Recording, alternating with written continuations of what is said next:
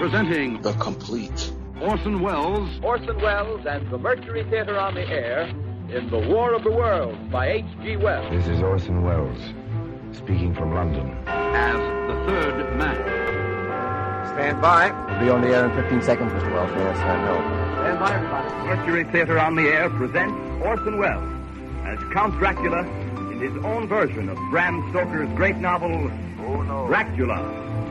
what evil lurks in the hearts of men? The shadow knows.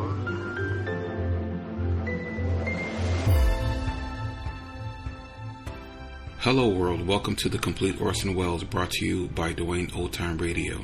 This podcast will feature various classic radio programs ranging mostly from 1936 to 1952 that Orson either produced and directed, was featured on, or starred as a guest. If you enjoy my podcast, you can subscribe to receive notifications of new posts. Subscribing is free and only takes a moment. New episodes are posted weekly. If inclined, please leave a rating and or review on your preferred podcast service. Thank you for your support. Hope you enjoyed the genius of Mr. Welles. This week we're going to end the month with Suspense. I aired this one before, but we're going to air it again. This is The Hitchhiker from September 2nd, 1942. Again, the series is Suspense.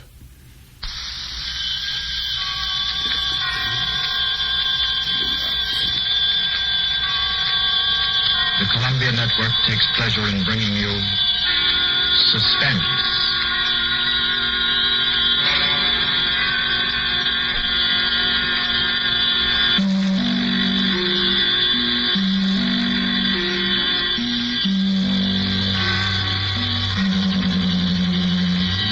Suspense, Columbia's parade of outstanding thrillers, produced and directed by William Spear and scored by Bernard Herrmann. The notable melodramas from stage and screen, fiction and radio, presented each week to bring you to the edge of your chair, to keep you in suspense.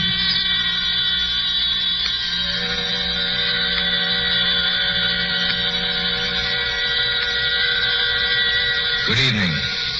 This is Orson Welles.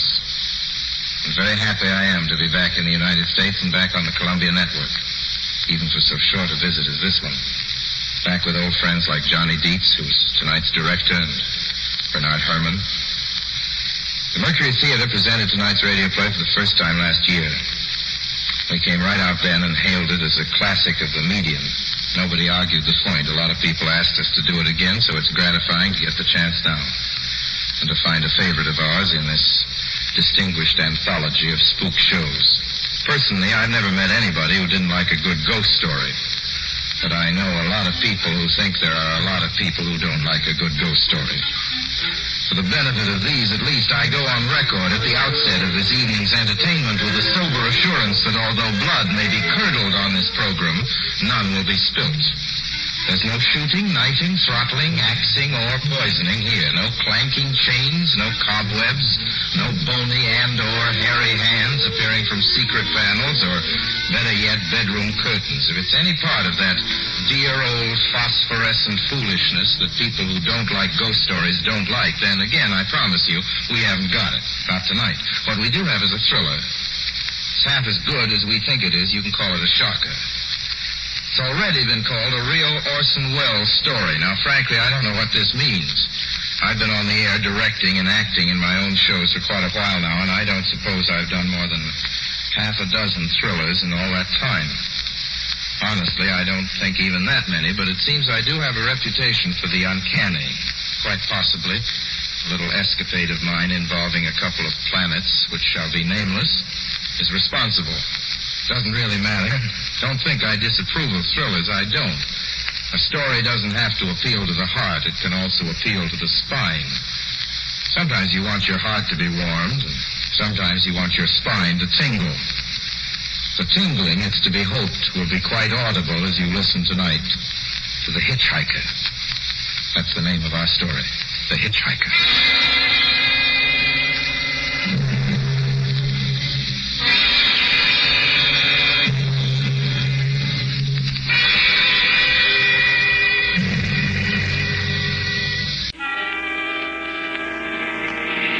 auto camp on Route 66, just west of Gallup, New Mexico. If I tell her, perhaps it'll help me. Keep me from going crazy. I gotta tell this quickly. I'm not crazy now. I feel perfectly well, except that I'm running a slight temperature. My name is Ronald Adams.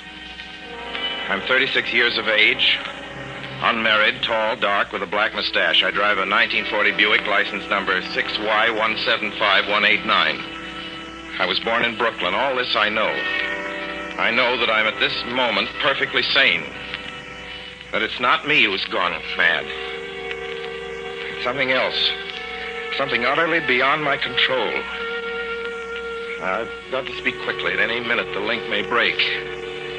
This may be the last thing I ever tell on Earth. The last night I ever see the stars.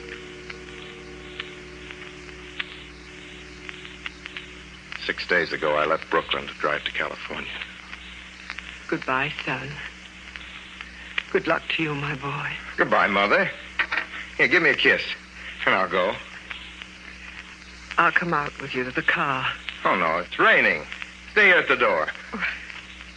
Hey, what's this? Tears? I thought you'd promised me you wouldn't cry. I know, dear.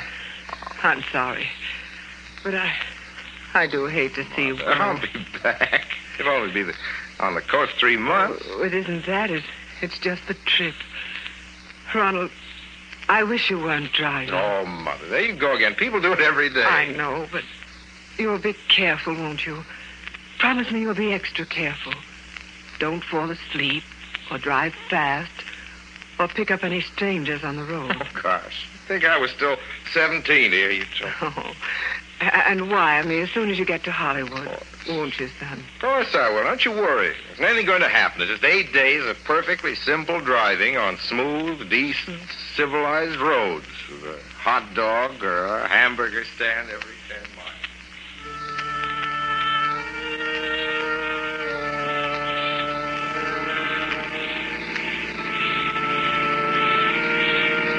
I was in fine spirits. The drive ahead of me, even the loneliness, seemed like a lark. I reckoned without him. Crossing Brooklyn Bridge that morning in the rain, I saw a man leaning against the cables. He seemed to be waiting for a lift. There were spots of fresh rain on his shoulders. He was carrying a cheap overnight bag in one hand. He was thin, nondescript, with a cap pulled down over his eyes.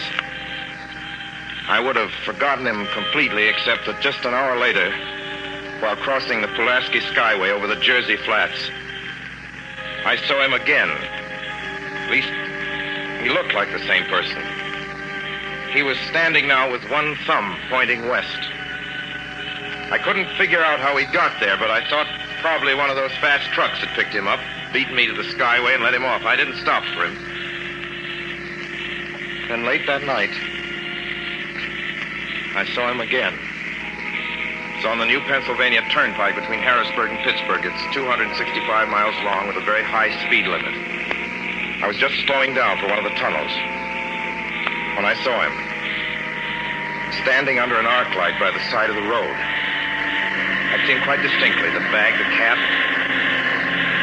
even the spots of fresh rain scattered over his shoulders. He hallooed at me this time. Hello! Stepped on the gas like a shot. That's lonely country, the Alleghenies, and I had no intention of stopping. Besides, the coincidences, or whatever it was, gave me the willies. Stopped at the next gas station.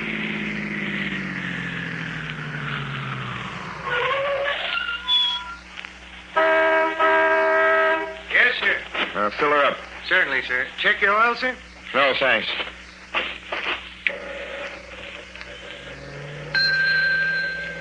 Nice night, isn't it? Yes.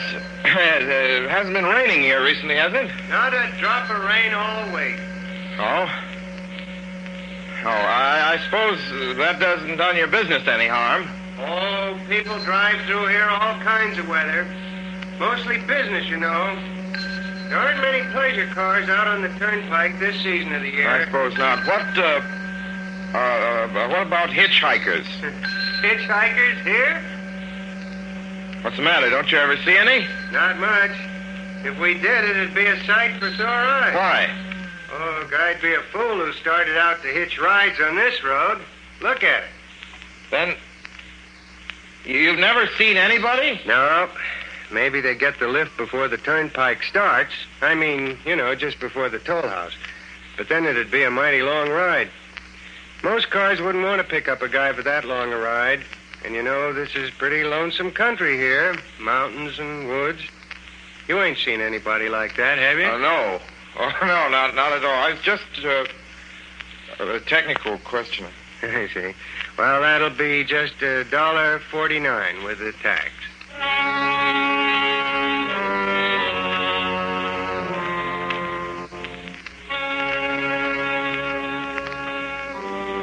The thing gradually passed through my mind as sheer coincidence. I had a good night's sleep in Pittsburgh. I didn't think about the man all next day until just outside of Zanesville, Ohio, I saw him again.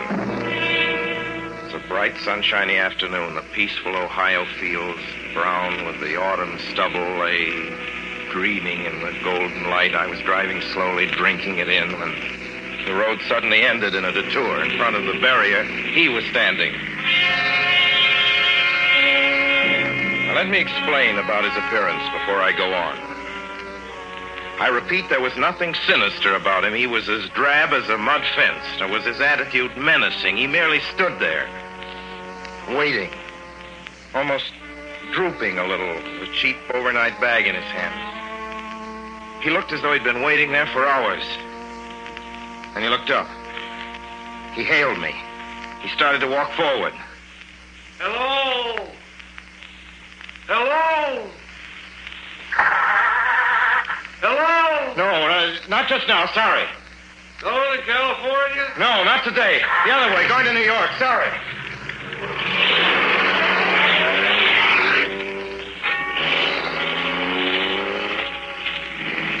After I got the car back on the road again, I felt like a fool. Yet the thought of picking him up, of having him sit beside me, was somehow unbearable. At the same time, I felt more than ever unspeakably alone.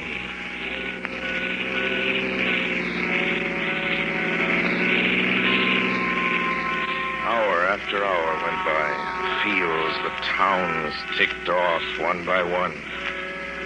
The light changed. I knew now that I was going to see him again. And though I dreaded the sight, I caught myself searching the side of the road, waiting for him to appear.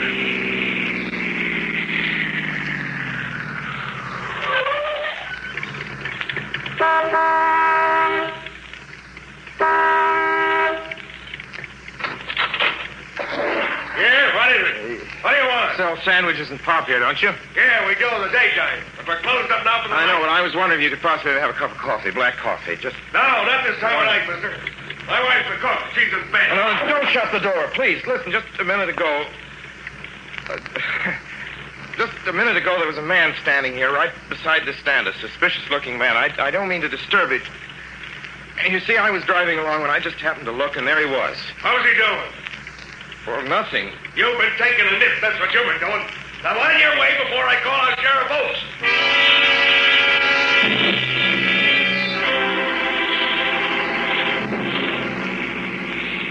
I got into the car again and drove on slowly. It's beginning to hate the car. If I could have found a place to stop, to rest a little. I was in the Ozark Mountains of Missouri now. Few resort places there were closed, only an occasional log cabin, seemingly deserted. That's all that broke the monotony of the wild, wooded landscape. And I had seen him at that roadside stand. I knew I'd see him again. Maybe at the next turn of the road. I knew that when I saw him next, I would run him down.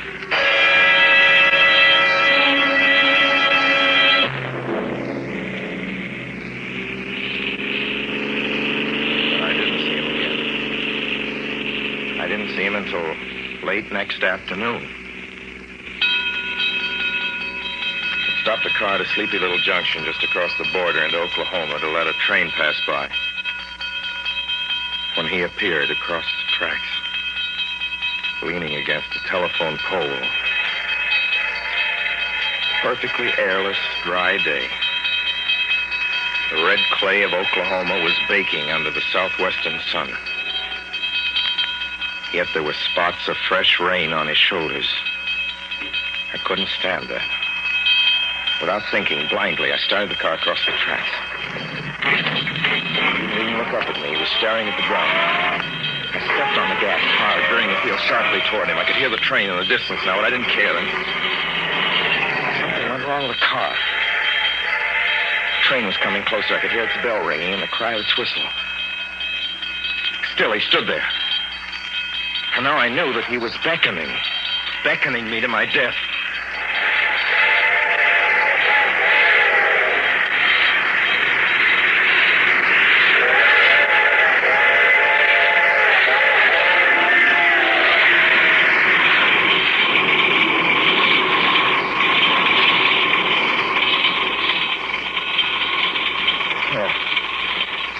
Frustrated him that time.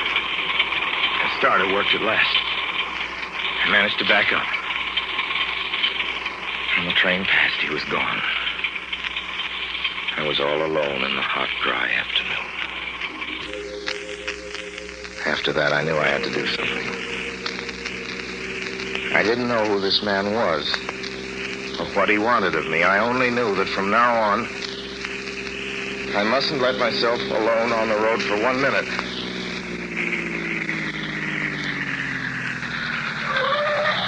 Hello there. Like a ride? Well, what do you think? How far are you going? Where do you want to go? Amarillo, Texas. I'll drive you there. Gee.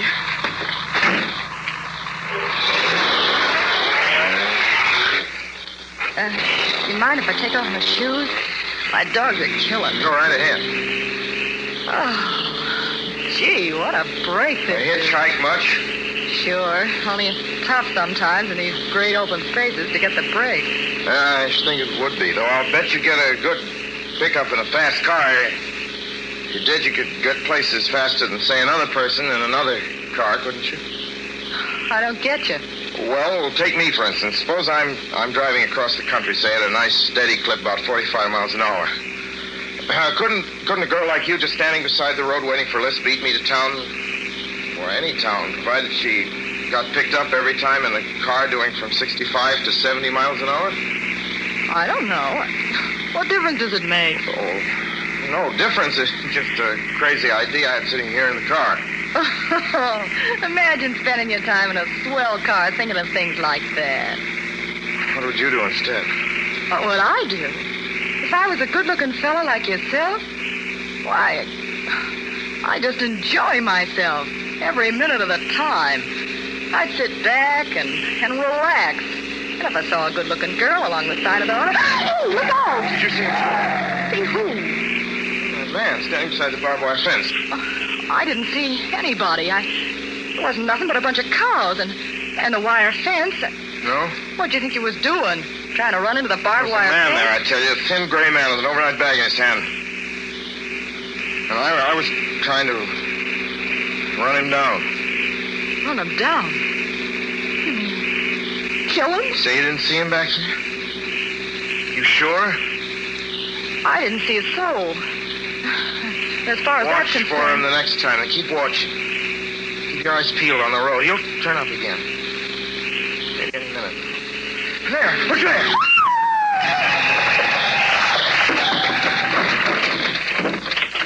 How does this door work? I'm getting out of here. See him that time? No, I didn't see him that time. And personally, mister, I don't expect never to see him. All I want to do is go on living. I don't see how I will very long, driving with you. Oh, I'm sorry. I don't know what came over me, but please don't go. So if you'll excuse me... You can't go. Listen, how would you like to go to California? I'll drive you to California. Seeing pink elephants all the way? No, thanks.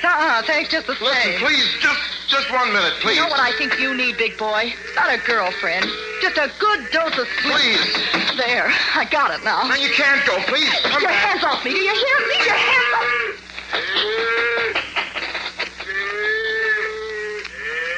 She ran from me. As though I were a monster. A few minutes later, I saw a passing truck pick her up.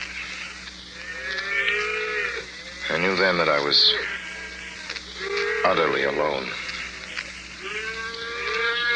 It was in the heart of the great Texas prairies. There wasn't a car on the road as the truck went by. I tried to figure out what to do, how to get hold of myself. If I could find a place to rest, or even if I could sleep right here in the car for a few hours along the side of the road. I was getting my winter overcoat out of the back seat to use as a blanket when I saw him coming toward me, emerging from the herd of moving steer. Hello?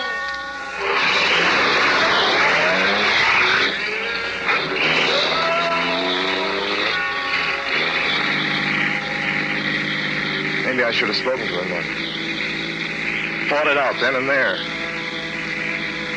For now he began to be everywhere. Wherever I stopped, even for a moment, for gas, for oil, for a drink of pop, a cup of coffee, sandwich, he was there. I saw him standing outside the auto camp in Amarillo that night when I dared to slow down. I was sitting near the drinking fountain of a little camping spot just inside the border of New Mexico.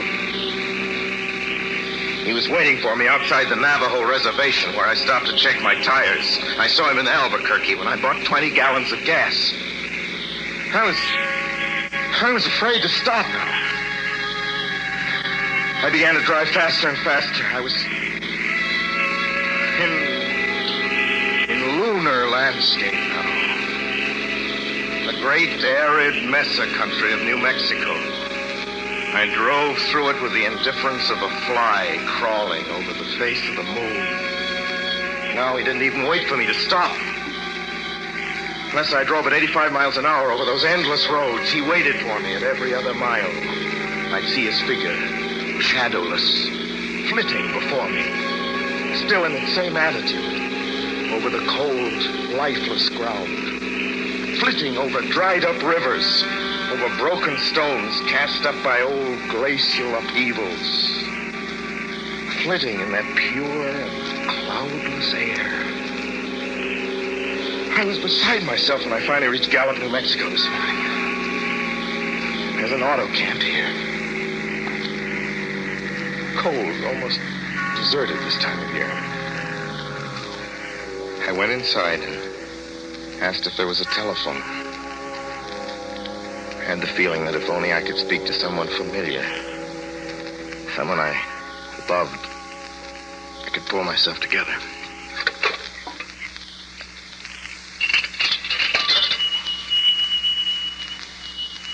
Your call, please. Long distance. Long distance, certainly. This is long distance. I'd like to put in a call to my home in Brooklyn, New York. I'm Ronald Adams. The number is Beechwood 200828. Certainly. I will try to get it for you.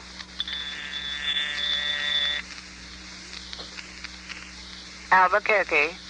New York for Gallup. New York. Gallup, New Mexico, calling Beechwood 20828. I'd read somewhere that love could banish demons. It's the middle of the morning. I knew Mother'd be home. I pictured her tall and white-haired in her crisp house dress, going about her tasks. It'd be enough, I thought, just to hear the even calmness of her voice. Will you please deposit $3.85 for the first 3 minutes? When you have deposited $1.50, will you wait until I have collected the money?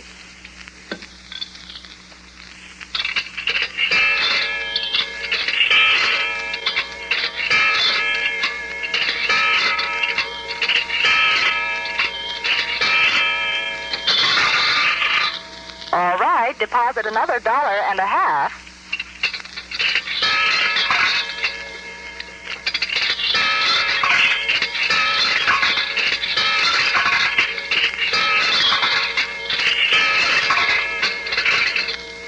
Will you please deposit the remaining 85 cents?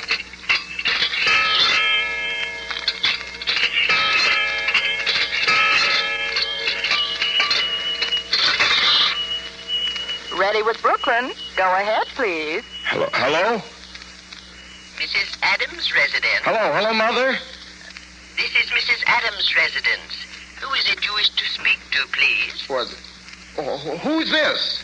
This is Mrs. Whinney. Mrs. Whinney? I don't know any Mrs. Whinney.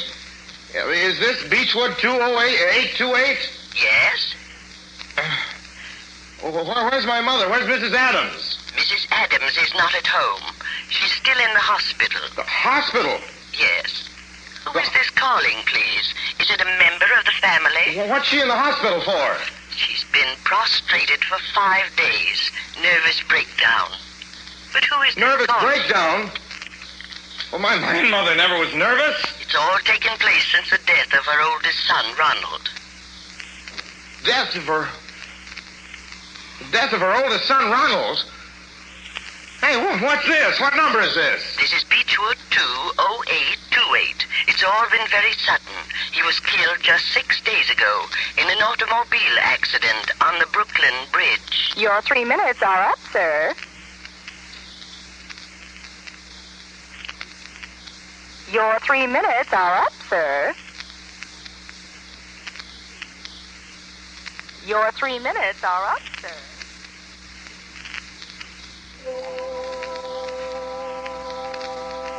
And so I'm sitting here in this deserted auto camp in Gallup, New Mexico. I'm trying to think. I'm trying to get hold of myself. Otherwise, I'm going to go crazy. Outside, it's night. The vast, soulless night of New Mexico. 1 million stars are in the sky. Ahead of me stretch 1,000 miles of empty mesa. Mountains, prairies, desert. Somewhere among them, he's waiting for me. Somewhere I shall know who he is and who I am.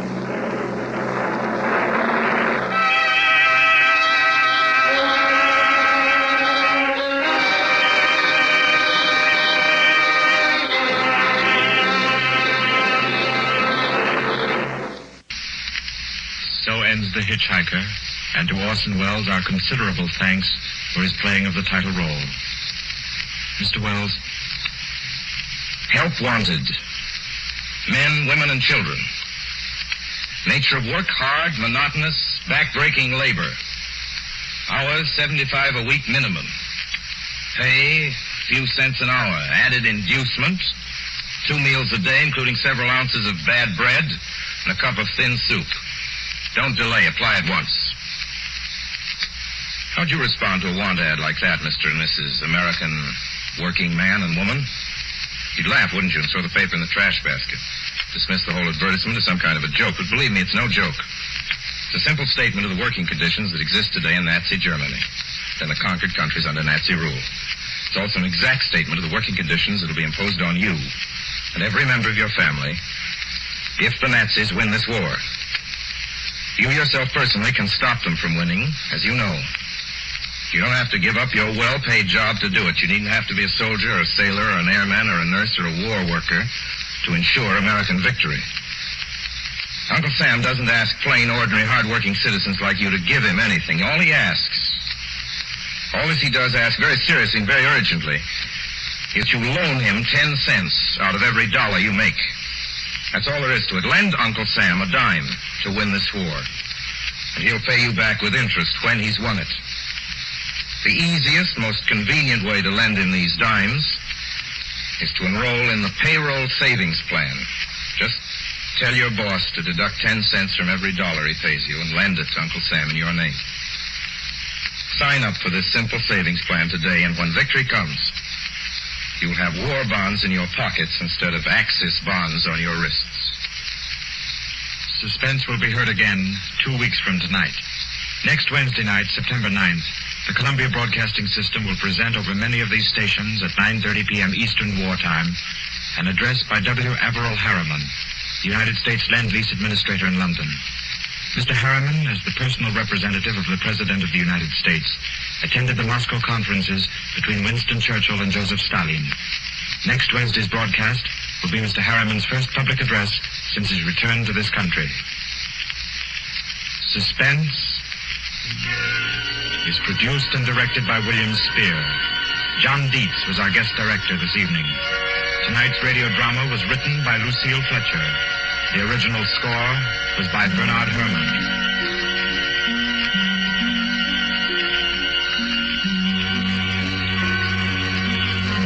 This is the Columbia Broadcasting System.